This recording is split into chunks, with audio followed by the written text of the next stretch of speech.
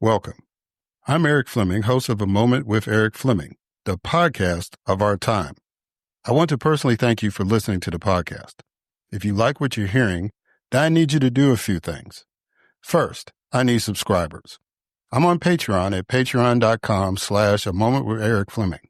Your subscription allows an independent podcaster like me the freedom to speak truth to power and to expand and improve the show. Second, leave a 5-star review for the podcast on the streaming service you listen to it. That will help the podcast tremendously. Third, go to the website, momenterik.com. There you can subscribe to the podcast, leave reviews and comments, listen to past episodes, and even learn a little bit about your host. Lastly, don't keep this a secret like it's your own personal guilty pleasure. Tell someone else about the podcast. Encourage others to listen to the podcast and share the podcast on your social media platforms because it is time to make this moment a movement. Thanks in advance for supporting the podcast of our time. I hope you enjoyed this episode as well. The following program is hosted by the NBG Podcast Network.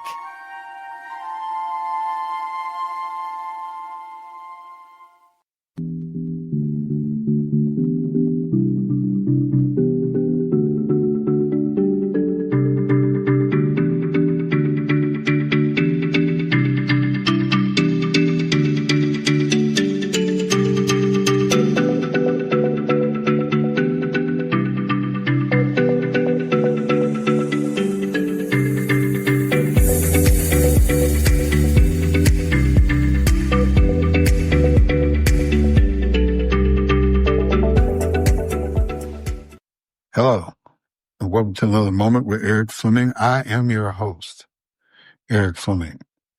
And so today, this is going to be a really, really short one compared to my last few episodes because the Jackson State University had their homecoming week.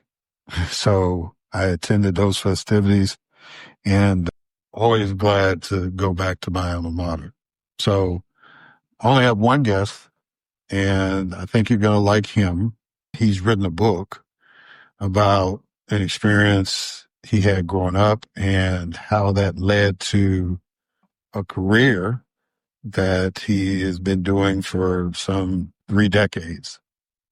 And more particularly, the work that he is doing, the specific work that he is doing in his career. So I hope you enjoy that interview, and I know you're going to enjoy the brevity of the podcast. I do have a little commentary at the end, but it's going to be real quick because, it was more about me reuniting with some friends and seeing the campus, see what changes had been made, all that stuff. So, yeah.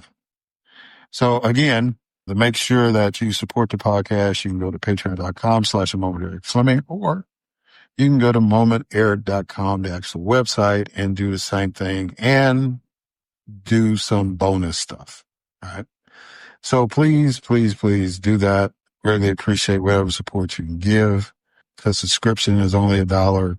If you want to give a one-time donation, you can do that too. So just go ahead and check out those platforms. All right. So as I stated, we're not going to keep you long. So let's kick this off with a moment of news with Grace G.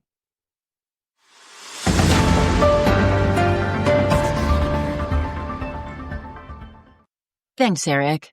Israel and Hamas signed a ceasefire agreement after 2 years of conflict in Gaza.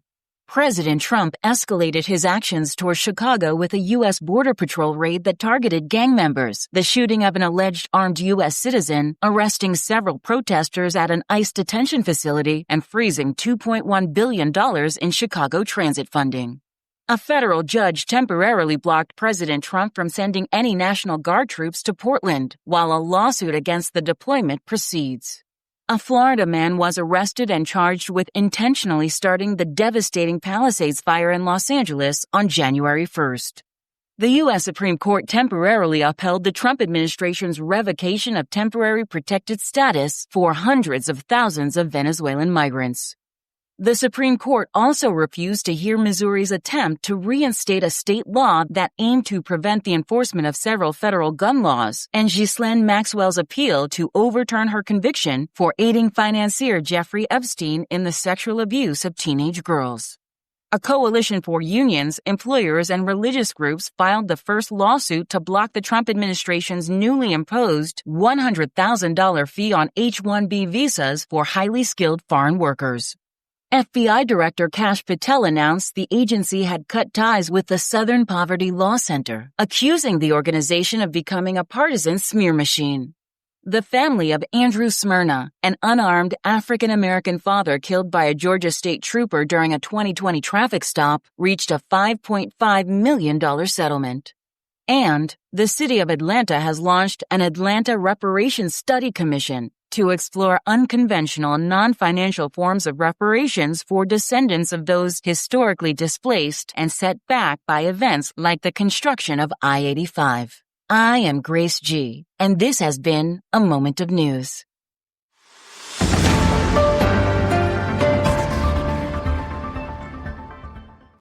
All right. Thank you, Grace, for that moment of news.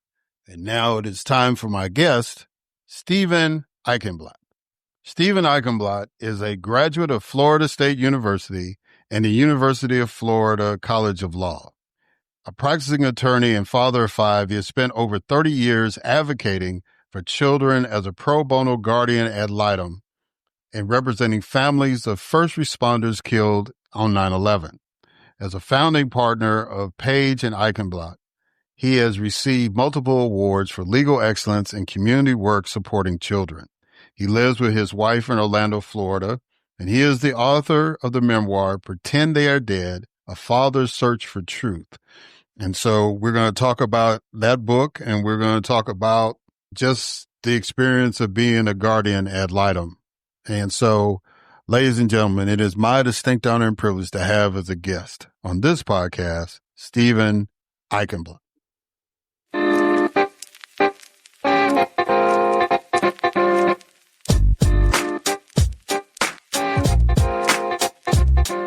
All right, Steven Eichenblatt. How you doing, man? You doing good? I'm good this morning. Absolutely. Doing well. Well, I'm glad to have you, and I'm going to pick your brain a little bit, and we're going to talk about a book that you wrote. But before we do all that, I do a couple of icebreakers. So the first icebreaker is I want you to respond to a quote. It is not flesh and blood, but the heart which makes us fathers and sons. What does that quote mean to you? Well, I could go on quite a bit about that quote, knowing what the subject of my book is, but it means a lot, actually. So it's like the heart is love. You said the heart is love, or the heart is love? Heart is love. Yeah. And we're going to dive into the book, because I know that the gist of the book is about your relationships and I guess struggle with your biological father and even your stepfather. So I need you, the next icebreaker is a game we call 20 questions. So I need you to give me a number between 1 and 20. 18. All right. Does that mean I have to answer 18 questions? No. You get one question. What is one thing we might all agree is important no matter our differences? Integrity. Living life with integrity. Okay. All right. Well, I would agree with that. I hope that, in this climate, we can get back to it. But I think the majority of the people in America stand on that statement. I think that. I hope so. I've been worried about it. I've got 5 kids myself, including one I adopted, and I look at the leaders of the country right now, and putting politics aside, you want people with character that tell the truth, that don't call other people names. I mean, what kind of role model, what kind of examples are we setting for my kids, for everybody else? I mean, Eric, I'm a Democrat, but I will vote both sides. And this isn't a political discussion, but when the Attorney General of the United States is attacking anybody who asks a question personally, it's out of bounds. And I don't consider that leading with integrity or character. I can disagree with you on lots of things, and we won't fight. We'll respect each other. We'll have an intelligent discussion about it. It's funny you bring that up, because I remember when I was in the legislature and we had a hearing. Me and a gentleman from Clarksville, Mississippi, introduced bills to try to abolish the death penalty in Mississippi. So by virtue, I guess, of our personalities or whatever, we were able to force the committee to actually have a hearing on the bill. And the assistant attorney general for the state of Mississippi, we were still Democrats primarily then. And as far as elected officials, and so he was a Democrat, but he was testifying as to why, because he was in charge of the death penalty cases. So he was testifying why we still needed it. And in his comments, he said that the legislation was stupid. And I asked to be recognized, and I lit into him, and I told him, I said, look, nobody on this panel was elected because we were stupid. We were elected because we wanted to make changes and and this, that, and the other. And so I gave him a ride for about 5 minutes. And I just sat there and thought about what you were saying about Attorney General Bondi and how she was dealing with, especially the Democratic senators. There's a couple of Republicans she jumped into too, but I just said, there's no way. There's no way. That meeting, that thing would have been shut down, because the minute she said something to me, I probably would have responded the minute that she did it to somebody else. It'd have been like, we're going to have to change that or something. We can ask her to leave, because this is not going to happen. Not on national TV. That's not going to happen. So yeah, I feel you on that. We got to get back to some kind of, I don't know. That's right. And recognizing, during COVID, I'd have these debates with friends of mine who may have been on the other side or still on the other side, and they would be attacking the judges, like the federal judges, and saying, well, this judge would do that. And as a lawyer who has practiced in federal court and who's done a lot of litigation, those judges most of them are brilliant. Forget about their politics. To get to that level, whether you're a Supreme Court justice or a federal court judge, all those people are really qualified. Most of them put politics aside at the upper levels. I'm not talking about your local county judge.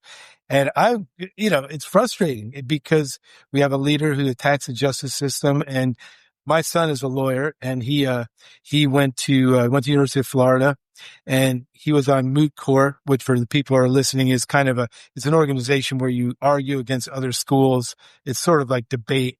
And Justice Clarence Thomas came to the school to speak to the class, which that's a big honor, no matter what you think of politically. And my son got to meet him and spend time with him, and he loved him. He's like, Dad, he is so charismatic. He's so different than what you see, as far as personality and these are smart people, the judges and the people at that level, but it's frustrating. Yeah. Yeah. All right, so let's talk about your book. And I want to start with you telling the audience about the title of the book and how you got to that title. The title of my book is called Pretend They're Dead. And Pretend They're Dead, A Father's Search for the Truth. The title came from my biological father gave me up for adoption when I was about 7 or 8 years old.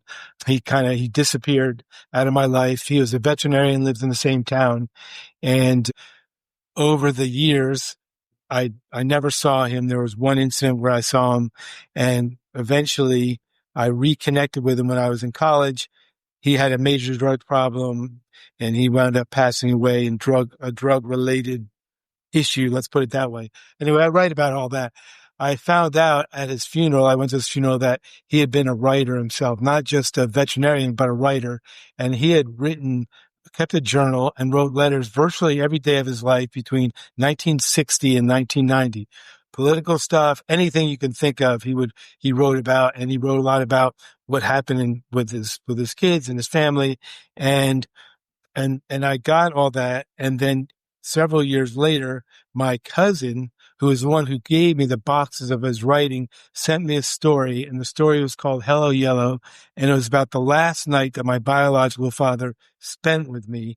And in that story, which was published in a national magazine, he explains that the reason he left us and the reason he wouldn't see us, even though he lived right down the street virtually, was because the psychiatrist told him to pretend they are dead. And that's exactly what happened. So felt like that was a really compelling title. It was horrible advice to pretend your kids are, because of course he couldn't pretend we were dead. You could tell through all of his 30 years of journaling, it killed him. It really did. So, but that's where the title comes from. Yeah. So you mentioned that he left you.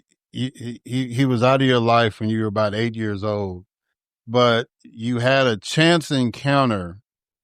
I don't know. It wasn't really an encounter, but it was an experience where you saw him, I think about 8 years later. And I know you want people to read the book and all that, but kind of, cause you kind of hit us with it at the beginning. So kind of talk about that encounter. Yeah. And I don't mind talking about it. This is my memoirs on the shelves. It's, I hope people buy it. I hope they listen and they like me. But there's there's lots of stuff in there that I can't talk about because I don't have time. But this is such a crazy story. When I was 16, I was working at a tennis club, and I was the only person there at the club. It was July 4th, 1975. So a lot of your listeners probably weren't alive. I was alive, and I was there, and I was working. I was the maintenance guy at the club, and I hear this scream, tire screeching.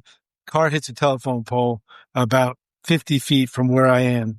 Now, I'd never seen anything like that. I've never been in a serious car accident. I'd never seen a car accident. I'd never seen somebody bloodied and all that, but my heart's thumping. I run to the front of the car. There's a guy that went through the windshield. I run back to like the payphone, dialed, 0, because back then there wasn't 911, and the police come and all the ambulances come. And, this guy, his face is basically split in two, blood all over, was unconscious when I saw him. They bring him in, went back up by the car. They had him leaning against the side of the car as the ambulance is coming. I mean, this is 1975, got a bunch of gawkers and onlookers, and I had left my Schwinn varsity 10-speed, which I was very proud of, my bicycle. That was my transportation. I didn't have my own car. I left it by a tree, and I started walking to the tree, and I felt this presence on me. I felt somebody looking at me. I just, you get that feeling of somebody looking at you, even though you're not looking at them, like that energy. And I turned, and I could see this man had regained consciousness, and he's literally, his eye was split in two, and his good eye was looking at me. And this feeling came over me. And at that time, the police officer pulled out his wallet and said, "Does anybody know this man?" And I didn't say anything. I got on my bike. I rode away. And I didn't tell anybody for 40 years that man was my biological father. Wow. How crazy was that? That, just a circumstance. What did you take from that? Did you have a sense of, when you look at it in hindsight, did you think that was like a moment where he was trying to inadvertently trying to connect and or reaching out for help? Or I just, what was your thoughts? And then why did you feel that you had to keep that bottled up for all those years? When I looked like learning the 2 years later, I learned that he had actually heard that I worked at the club. So he was probably doing a drive-by. Whether he would have actually stopped to talk to me, probably not, because it turned out that he'd stalked me for a number of years, didn't have the courage to actually talk to me. And at that time, in that situation, he'd had a few drinks and taken some Valium or whatever. He was not coherent when he hit the telephone pole, which maybe that saved him. But what's interesting, Eric, and because I went through a lot of stuff as a kid, and lots of people go through lots of things, and these are the cards you're dealt. This is the house you live in. you have no idea what's going on in your neighbor's house. I had 7 brothers and sisters. Their lives were totally different than mine, but I had been so traumatized prior to that by living in the house and some of the things that happened that I really didn't feel them. I felt very little. I mean, it was like, okay, that happened. And the reality is I didn't like go cry in the corner. I didn't even think about that. I didn't go tell my mother or my adopted father or anybody else. It's just another day. Yeah, I mean, it sounds crazy, but it's like, it's like when it's you just put that stuff down, push it down. And I was, I was going to my buddy's house because we were probably going to smoke some dope or get in trouble with teenagers in New Jersey did at 17 years old, 16 years old. And I just pushed it aside. Yeah. So that experience, how did that impact you? One, well, let's break it down 3 different ways. You're a lawyer by profession, and you're a guardian ad litem as well, and you're also a father.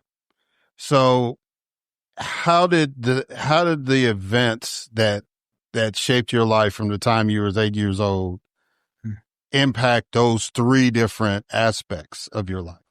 Well, I can tell you, as a, as a person, like I'm a trial lawyer, I'm a competitive person, and I'm a fighter, not physically, but I mean, just, for what's right.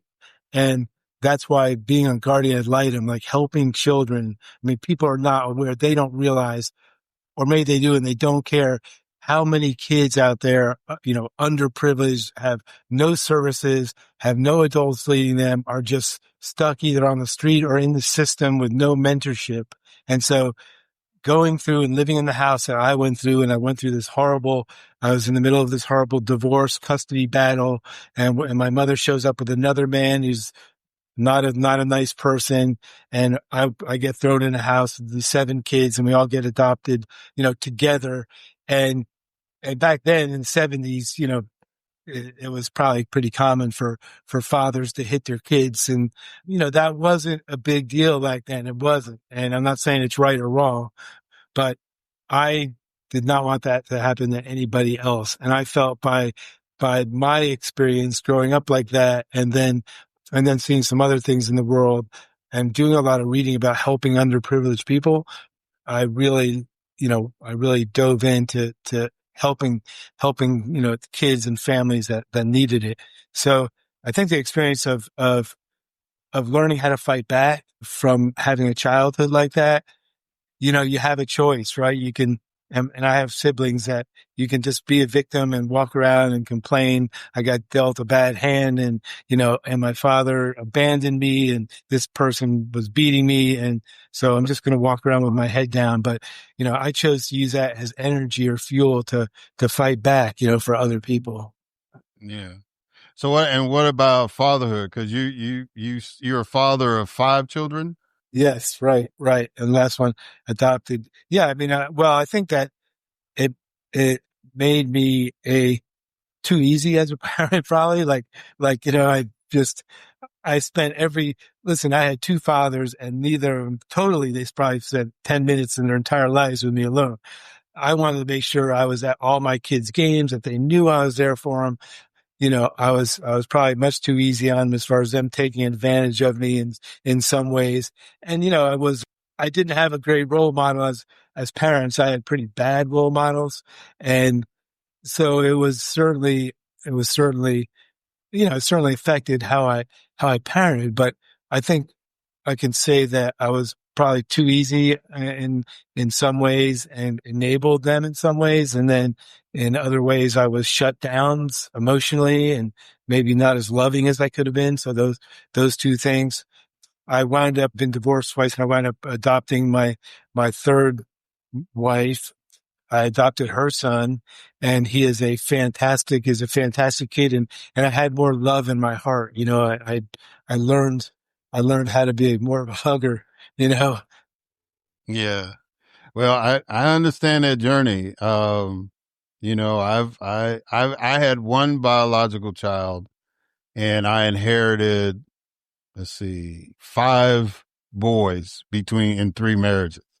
And so, it was a little different as far as my dynamics compared to you, but I get it. And it was like, the older I got, the more attached I got with the children. A couple of them didn't respond, cause they were older per se. But yeah, all of us are very critical about how we are as fathers. Right. And I talk to my child a lot. He's actually back. I grew up in Chicago. And so they're actually back in Chicago. And, had some real candid conversations. And, they always try to say, well, you were good, don't beat yourself up and you didn't have this or you couldn't do that. Don't worry about all that. So, all of them seem to be doing okay. So that's all I can say. So, as a dad, I get that. So let's get into some issues because I wanted to take advantage of the fact that you are guardian ad litem. And one of the committees I served on in the legislature was juvenile justice. And so, that was those issues. We were caught up a lot in the state facilities that we were dealing with these young people. But we had to deal with guardian ad litem issues as well. So I just want to ask you some questions. As a guardian ad litem, do you think there is enough clarity in the laws and procedures concerning the role or scope of authority of a guardian ad litem? Probably not. I know that in Orange County, Orlando, Florida, where I am, I volunteer as a pro bono attorney doing that as a guardian ad litem. And they have started structuring it a lot more as far as what the rules are and what guardian ad litems can do and how much power we have or don't have. But they're mainly trying to get lawyers to actually do it, to perform the role, because otherwise DCF, which is Division of Children and Family Services, have to find somebody to fill that spot. And, Orange County Legal Aid does a good job in trying to get the guardian ad litems, trying to train them. So when I started out, because I've been doing it so long, there was very little structure. You're helping that kid and, that's your job. But it's definitely in Florida, it's gotten more structured and we got more responsibility. But, and the guardian ad litem in Florida, you can be you're put on the hot seat by the judge when it comes to helping the judge at the court and everybody to make a decision about where the kid should go. Yeah. So I guess before we get too deep in the weeds on this, define exactly what a guardian ad litem is for the audience. Sure. A guardian ad litem is basically an independent person, generally a lawyer, who's appointed to serve the best interests of the child. So if, for example, there's a sexual abuse case and the state is trying to take the kids away from the parents, the court will appoint a guardian ad litem to be involved in helping make the decision on what's the best thing for the child. So my role as a GAL, I can't say GAL, is solely to push all that aside and try to help the kid. So that's and in some states, in some counties, you do not have to be a lawyer. You can be a psychologist. You have different levels here, but so that's what our role is, and it's a really important piece. Yeah, it was like the young lady that succeeded me in the legislature. She was a family attorney. And she was a guardian ad litem. And, a lot of stuff that she did legislatively was trying to fix that in the state of Mississippi. It's hard. I mean, you can definitely, like last year, a couple of years ago, I had two boys from the same mom. The mom was 13 and had already had like 5 children. I mean, it's very, very, it's sad. And she was on the street and one of the kids was born with a lot of intellectual issues because of she had been on coke and all that. And there's so many stories like that out there. And then you have to look at where those kids go and who helps them and how do they get direction and who's going to do that for them. And it takes work. Yeah. So you had mentioned in your state that they have training. What specific training should a GAL have that is not required now, in your opinion? Sure. I think a GAL should have some, background in dealing with like domestic abuse, domestic situations, understand a little bit about family law and it not being lawyers, but, understanding some of the issues related to, custody battles, maybe, learn a little bit about, depending on the age of the child, some of the psychological or mental health issues that go along with it. I think it's certainly a case by case thing. I think that they should, it takes a lot of time. So my wife is a volunteer guardian ad litem in Seminole County, which is the next county over. And she spent like a month going out with some of the public defenders or some of the lawyers for the DCF, going on calls to see what they do. I mean, those caseworkers, I'm sure you see in Mississippi, that is the toughest job in the world. That is the toughest job in the world. Yeah. Yeah, it is. Should a guardian ad litem's report be admissible evidence in court, or is it better that a GAL testifies and submits themselves to cross-examination? Definitely testifies. I think it's, well, first of all, like in the law, the traditional sense, anything the GAL says, if you can't cross-examine him, could be considered hearsay. A lot of the things that we gather to make our decisions are based on other information out there. So it's really important for both sides to be able to, because there's a certain standards that you have to meet when you're testifying if the kids are going to be taken away from the parents. And when you testify, it's important that the parents' attorneys get the opportunity to ask me why I made the decision that I made and to cross-examine and question it. That's really is an excellent question. And I've been cross-examined a few times where, that's a really tough thing. Sometimes it's really clear where a child should be placed, but sometimes it's not. Or maybe there's allegations out there of abuse, but no one's ever proved it. And, my father left me, man. I don't like taking kids away from their family. That's really rough. And those are hard cases and it really, really is. Yeah. I think people, it just, when I started doing research and trying to, ask that question, I'm kind of like you. I think it makes sense to actually have the guardian ad litem present and be able to answer questions and scrutiny and maybe clear up some things that you might have seen or observed. Excuse me. And, in a cross-examination, those things could be clarified, right? And so I don't understand what would be the motivation to just say, well, okay, this is my report and, and it's admitted. What would be the motivation to just do it that way as opposed to going under the scrutiny? Yeah, I think, well, some people are just lazy. And, and that's the easy way to do. Some of the cases they're so straightforward.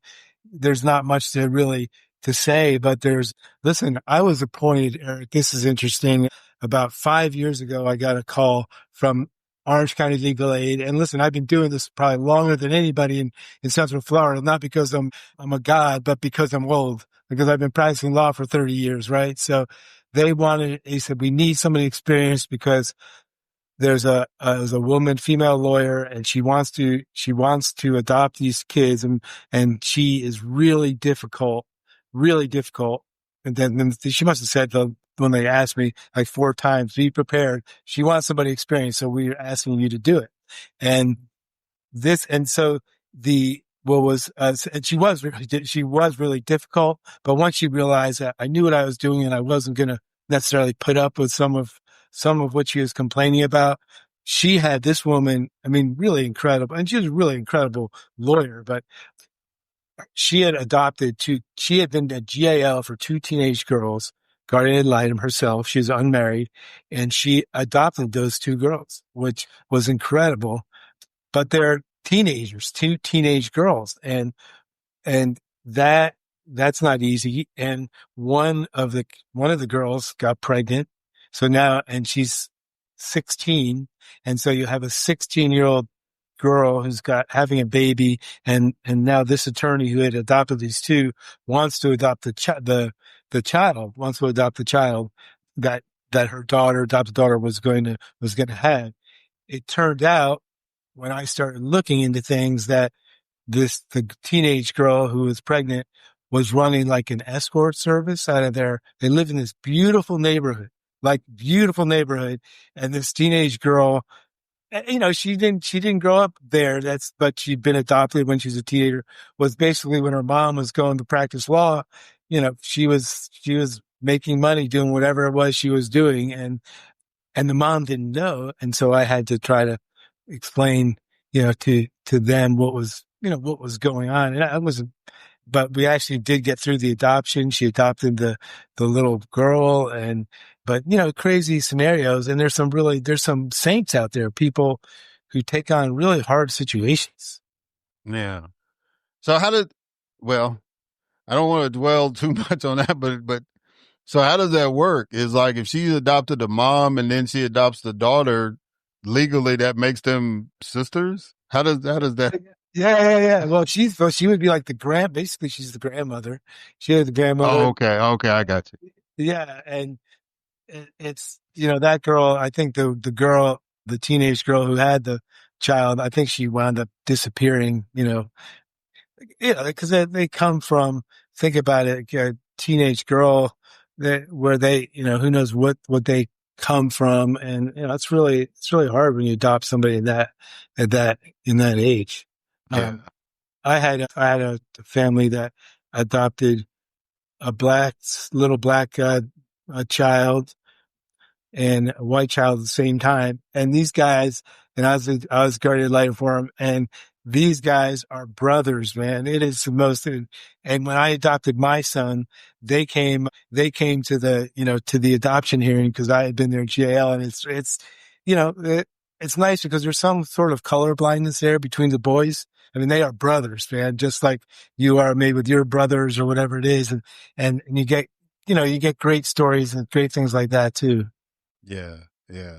All right. Final question. Should GALs be held to the same standard as a judge or an attorney?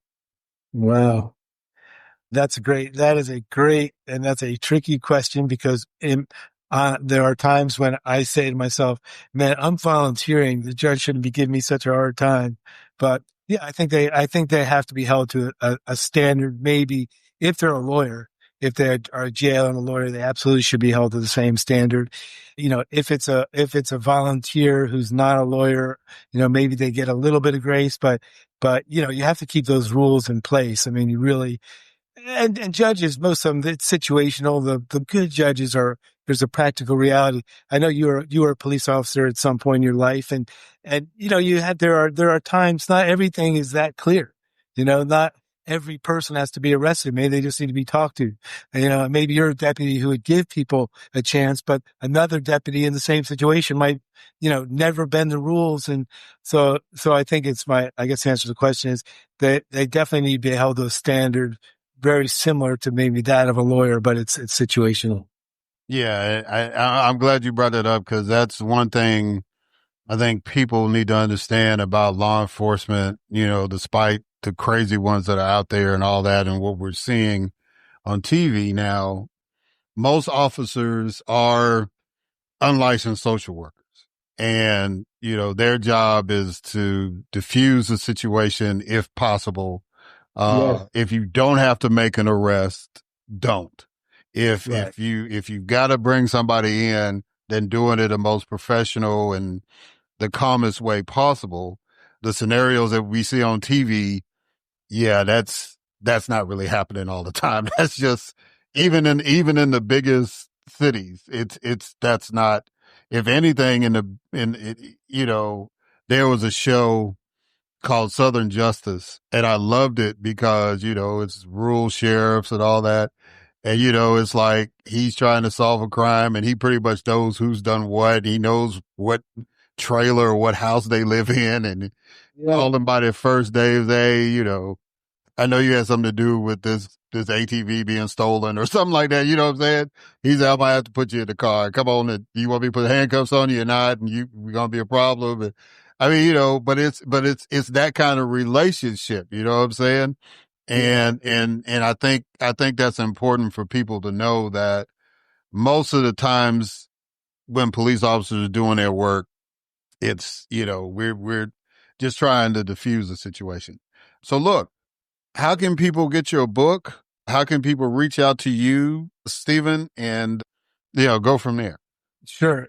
Yeah. My book is called Pretend They're Dead. And Eric, maybe you can put a link, at some point whenever you post this, but you can reach me also www.Eichenblatt. That's my law firm, or Steve Eichenblatt, Eichenblatt, and you'll find me. And listen, if anybody's listening and they have questions or concerns, I would love everybody to buy my book. That would be fantastic. But if you just have questions about what being a GAL is, or what's going on in family court, or how do you not make your kids collateral damage, or any of those things, you can, I'll talk to anybody and try to help them out, or you contact Eric, and Eric will call me and we'll try to figure something out for you. So, that's, it's an underserved community out there when it comes to some of these kids, and, we like to help. Well, Steve Eichenblatt, I'm really glad that we had the time to talk about this. I hope that your book continues to do well. It's a very, very compelling story. And it's something that, a lot of people can relate to, whether they openly admit it or not. And, but even if you didn't go through the drama, the concept and the desire for a father's love is universal. And so I think you did a great job with that. And again, I wish you much success. And the rule is that now that you've accepted an invitation, you've been on the show, you have an open invitation to come back. So you don't even have to wait for me to ask you. If there's something going on, it's like, yeah, I need a platform. Eric, can you help me out? We'll make that happen. So Steve, thank you so much for coming on, man. I appreciate it. Yeah, you're welcome. If a time comes up and you need to bounce something by a lawyer, just give me a buzz, give me a call. You got my cell phone number, and we'll talk. Thank you so much, Eric.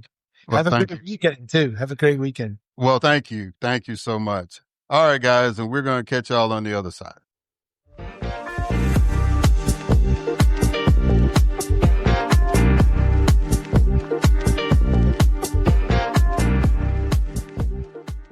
All right. And we are back. So I want to thank Steve Eichenblatt for coming on the podcast. And I greatly appreciated him taking the time to do that.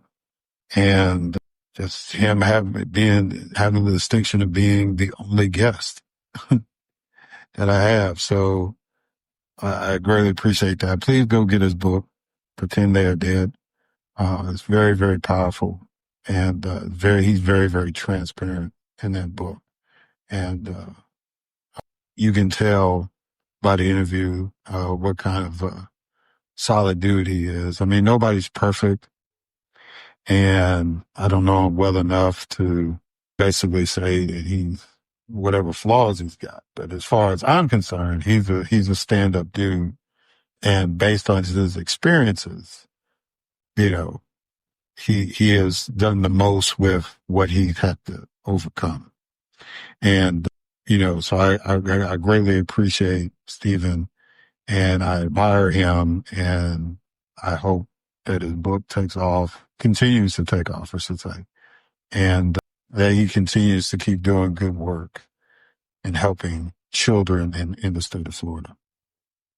All right. So now I got that out of the way. Let me say something really, really quick. So last week we talked about character. So, now we want to talk about courage, even if it's an illusion.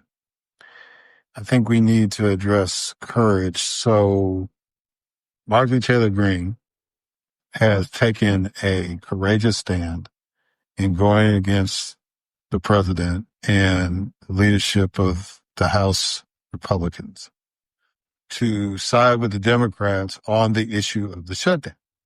Now, I know she's not in favor of shutting down the government. She has made that apparently clear. But in this particular case, she understands what's at stake. So, and it's catching a lot of people by surprise, but the reality is that at some point in time, people's humanity has to kick in. And in her case, it was about the health care of her children, right? When she realized that her children who are still under her health insurance, right, that their costs were going to go up. And I think one of her children is still under her plan, from what I understand, and if not both of them. But either way it goes, she realized that it's going to cost more to take care of them, make sure that everything is okay. And we have insurance because this is just in case. It's not, we're expecting to get sick. It's inevitable that something will happen to us, but we want to have the peace of mind, right? That's what the insurance is for. And we want to be able to afford that peace of mind. And so her, even though she's a member of Congress, she wants to have that peace of mind. She wants her children to have that peace of mind, right? You know, for their kids, or if they have kids. I don't know them. I have no idea what's going on. I know she was alarmed when she realized that the subsidies were going to end, and also that she's in a state where, in the wisdom of the state government, they decided not to do the Medicaid expansions, right? See, all these red states that support Donald Trump, y'all broke. Y'all broke people. And the reason why you broke is because the citizens are broke. Yeah, you got low cost of living compared to other states, but you don't pay anybody anything, right? And then, even then, you're losing jobs. Even then, the recessions and all this stuff, the tariffs, all that still hits you.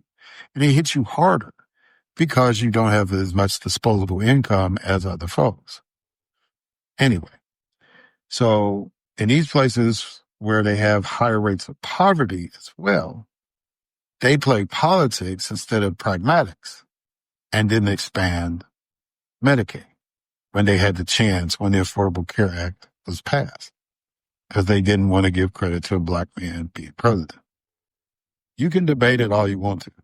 That's what it is. Because there's no logical reason why some of the poorest states, hello Mississippi, some of the poorest states didn't expand Medicaid, right? When you had the chance. Mississippi has the biggest, largest match of any state, and they could have got more money to make sure, at the very least, in a state with the highest rate of child poverty in the United States, at least those kids could have gotten taken care of health-wise. But they want to play politics. So anyway, fast forward to now. Marjorie Taylor Greene is in one of these states. She represents Georgia. She's one of the U.S. representatives from Georgia. And so she did the math and basically came out and said, yeah, I think the Democrats are right on this. I think we need to do something about these subsidies. And the quicker we knock that out, the quicker we can end the government shutdown and keep it moving. If that's all they're asking for, I'm with that, right? So, the cynical people in politics are saying, well, she's looking at poll numbers and all that stuff, but that's never really affected her before. She's taken positions that have not been popular with the masses of people. Now, in her district, she keeps getting reelected. So obviously she's connecting with them, despite my criticism, despite anybody else's criticism, right? But in this case, I don't think she's looking at it, so if she's not looking at poll numbers, and she's definitely not looking at poll numbers now, in my opinion. I think she's looking at bills. And although she makes a good salary being a member of Congress, still money, right? Just because you make more money doesn't mean you want to spend more money, right? Just saying. Yeah, you have more of a range to work with, but you still trying to get the best deal. It's human nature, nonetheless. So all the criticism that I've done with her, with this particular stand and then the stand she's taken with, trying to help the victims or the survivors of Jeffrey Epstein and his sex trafficking ring, I have to commend her for that. And it's only fair. If I was in her position, I would be voting the same way on those same issues. So I commend her for that. Now, we got ways to go, and we're not going to be 100% amenable to going forward, but fair is fair. As much as I criticize her, as much as I've, just been frustrated with her, I have to give her credit for taking the right stand on this. Now, the flip side, the lack of courage example, is the leader of the House, the Speaker of the House, Mike Johnson. So, some people are saying, well, he's overwhelmed and all that kind of stuff, and he never was really a leader. He's not overwhelmed. He's underwhelming. He's not even trying. He's not even asserting himself. The Speaker of the House is the second in succession to be the President of the United States. So if something happens to the President, something happens to the Vice President, Speaker of the House is next in line. And I'm looking at if something happened to President Trump, and then the next in line is J.D. Vance, Vice President Vance, and then the next in line is Speaker Johnson. Much as I despise the character and the tenor and the unprofessionalism and the lack of respect for the Constitution that President Trump has, I am praying for his health. You best believe I do not want that man to die any moment in this term. If he gets impeached, well, that is what it is. But dying, no, sir. I do not want to see the line of succession work. And I don't want to be in a situation where something happens to the president and the vice president, because then Mike Johnson would become the president of the United States. A man who acts like he can't even tie his shoes unless Donald Trump says you can do that would be the president. Somebody that doesn't even have the courage to just swear somebody in and let the chips fall where they may, right? And I'm not going to butcher it because I'm limited on time. I'm not going to butcher the young lady's name from Arizona, but most of y'all who follow the news know what I'm talking about. The young lady's been elected now. It's been 2 weeks, and she still hasn't been sworn in yet, right? Her senators came to her defense and showed up. Mike Johnson, they were actually having a press conference in front of his office, and then Johnson showed up, so they confronted him right there. Like, basically, you have nothing else to do at this point. And it's like, well, we got to do this. We got to be in session. It's like you say, man, this is what's getting ready to happen. See, because I wouldn't have had the press conference. This is just me now, strategizing. I wouldn't have had the press conference unless she was physically there. Just on the off chance that situation happened where Mike Johnson was standing right there. And it's like, I would have called her and said, hey, you can swear her in right now in front of all these people. I got a Bible. You can swear her in right this minute and keep it moving. If you're worried about her being the deciding vote to make sure that the Epstein files is released, well, the House is not in session, so you can't do that then. You have to wait till you come back in session. And I know you want to go back in session. You have no choice because you're the Speaker of the House. You eventually have to come back in.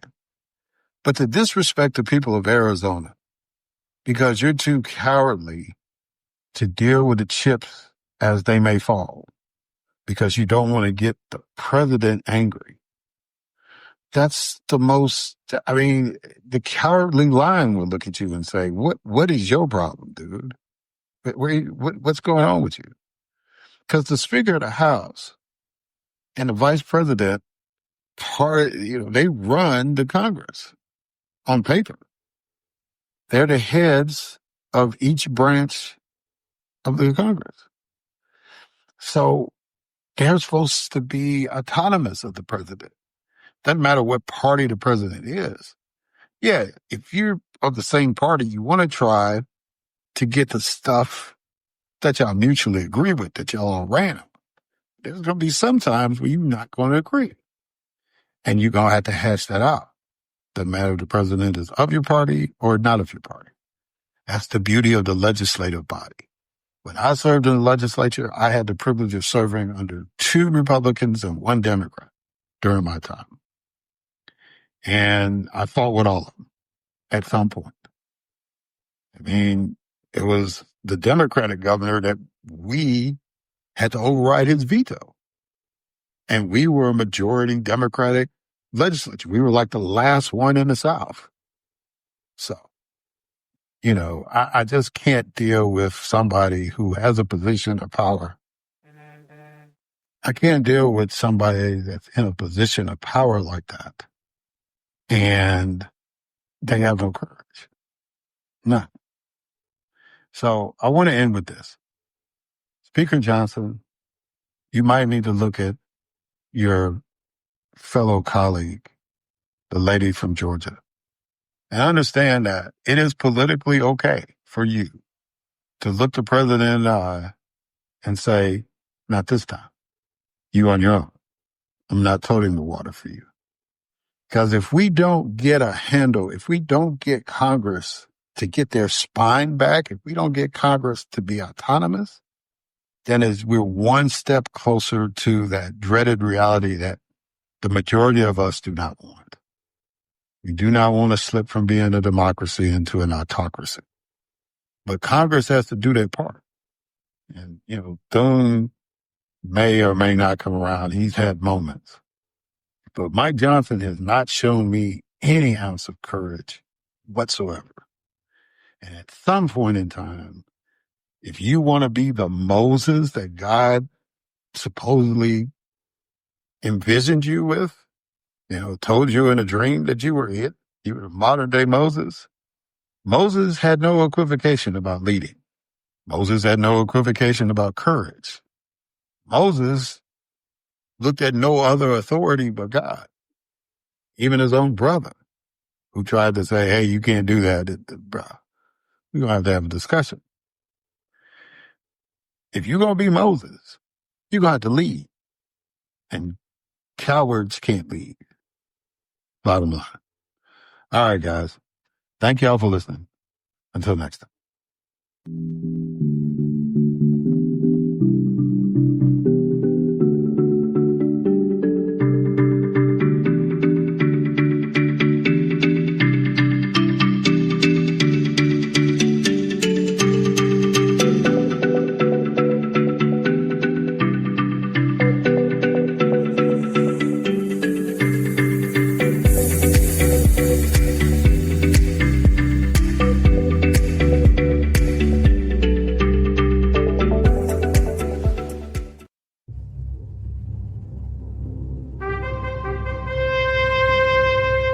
NBG Podcast Network.